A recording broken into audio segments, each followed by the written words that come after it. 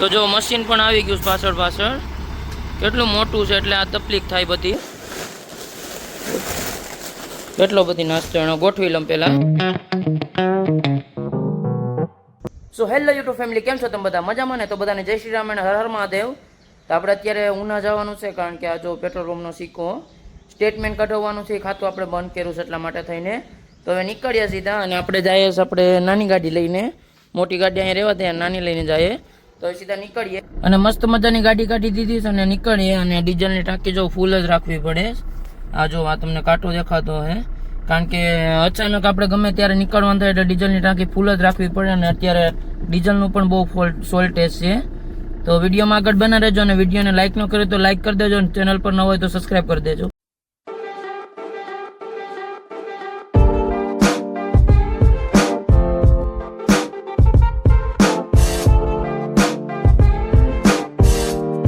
તો ફાઇનલી આપણે ઉના પૂગી ગયા છે, ને આપણે બેંક જો તમને દેખાતી હોય HDFC, એમાંથી પહેલા આપણે સ્ટેટમેન્ટ કાઢી લઈએ, પછી આપણે સીધા નીકળીએ. તો મિત્રો આપણે બેંકે સ્ટેટમેન્ટ કાઢવા ગયા હતા, તો બેંક વાળાએ એમ કીધું કે તમારું પેટ્રોલનું ખાતું આપણે બંધ કરાવી દીધું છે ને, એટલે એ કે બંધ છે. એટલા માટે થઈને 3 વર્ષનું સ્ટેટમેન્ટ જોતું હોય ને તો તમને કાલે મળશે. એટલા માટે થઈ અને આપણે નીકળી ગયા. અને આપણે ઉના આવીએ અને નાસ્તા વિના ના જાય એવું કોઈથી બને તો જો કોથરો નાસ્તાનો ભરી લીધો. એક વસ્તુ તમને કાઢીને બતાવું. હું આવ્યા છે, અને આ બિસ્કીટ છે, અને સોડા, બધું તમને ઘરે જઈને બતાવું હું નાસ્તો લીધો. અને રોડના કામ એટલા ફાસ્ટમાં ચાલુ છે ને કે તમે ટ્રાફિક જોવો ખાલી. આ ડમ્પર ને કેટલા કઈ જીવાતીવાત લાઈનમાં છે, આ જોવો તમે ખાલી. અને હજી તાજો રોડ છે ને, તો વ્હીલું આખા ડામરના સોટી ગયા. હવે તાજો જે કરેલ હતો ને એની માથેલી ગાડી હાંકવે, એટલે આવું વ્હીલું થઈ ગયા જામ ડામરના. તો આખી એકલી રેતી ને કાંકરી ને એવું જ ઉડે વ્હીલમાં, અંદર આખો અવાજ આવે.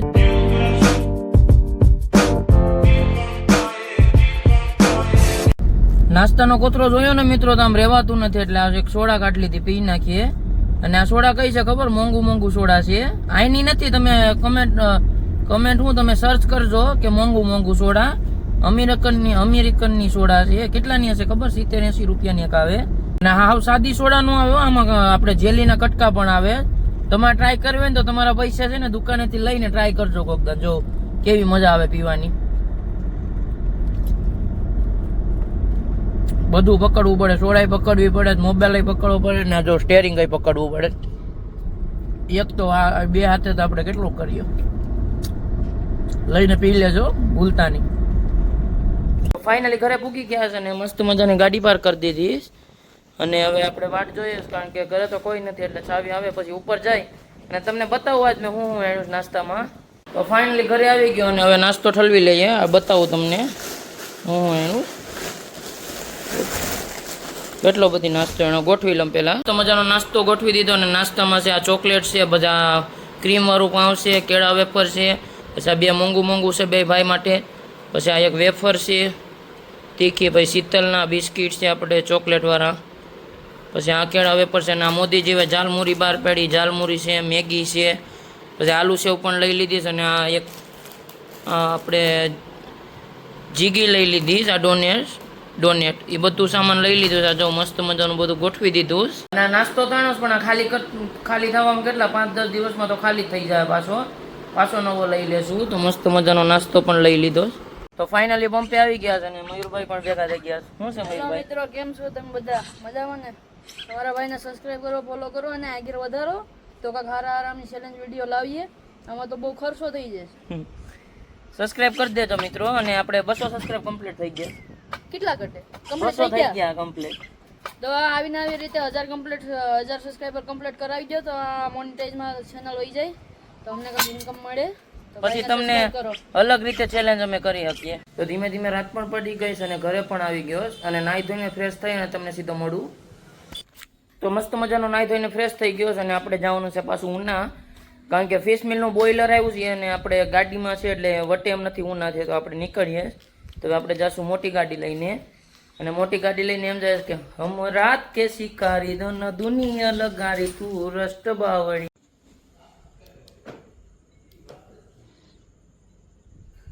તો મસ્ત મજાના ગાડીમાં બેઠી ગયા છે, અને ગાડી કાઢી અને નીકળીએ સીધા.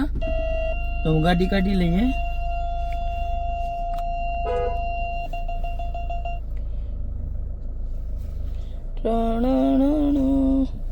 અને હું એકલો નથી જતો, હું ને મારા પપ્પા બે જાય છે, એટલે ગાડી કાઢવામાં સારું રહે. તો હવે સીધા નીકળીએ.